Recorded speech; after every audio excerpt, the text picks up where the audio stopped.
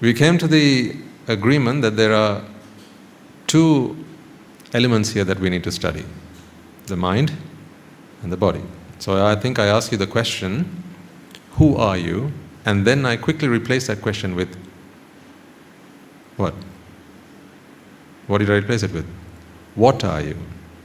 Yeah? Let's come back to the question of who are you later. That is important, yes, absolutely. Who am I? That's important.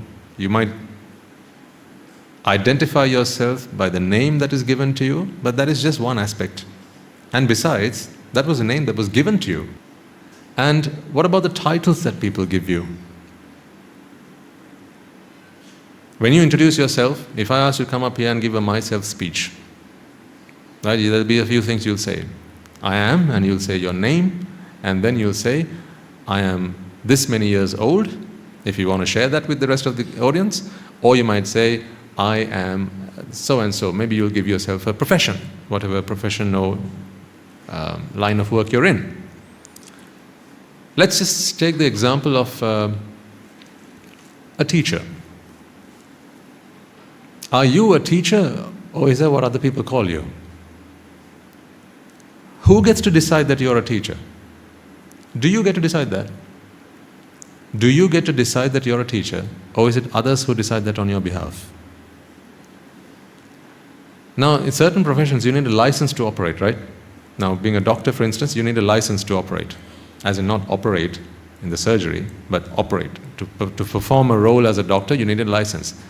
Meaning, it is not sufficient, it is not adequate for you to believe that you are so and so. Others have to attest to that. Others have to accept. So, who are you really? If we remove everyone else from this world, and you are left alone, you're the last man standing, now who are you? Besides the last man standing. Who are you?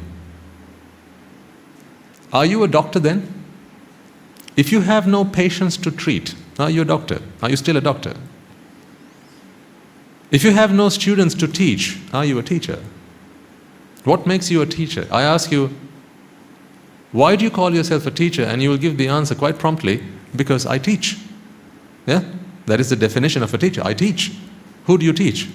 My pupils, my students. Okay, let's take out the students and the pupils from the equation. Now who do you teach? Now I have to teach no one. So who are you now?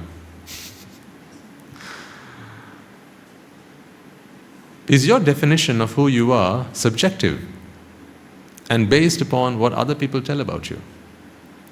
Are you a husband? Says who? I'm questioning your identity here.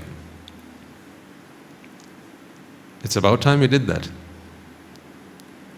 I can question everything, and I want you to try and come up with some answers. Are you rich? Says who? Are you poor?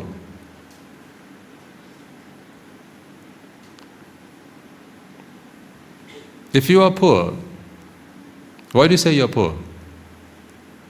You'll say, because I have little. All right? Meaning, I have little, I have few, I have only a few things. Let's just say, you consider yourself to be poor because you only have a very small house. Let's say, for argument's sake, a small house, it's just a hut. Okay? But 20 feet down the road, there's a big house. You can't claim that house because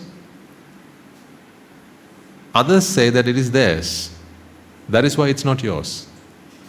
If you bought that house, at what point does it become your possession?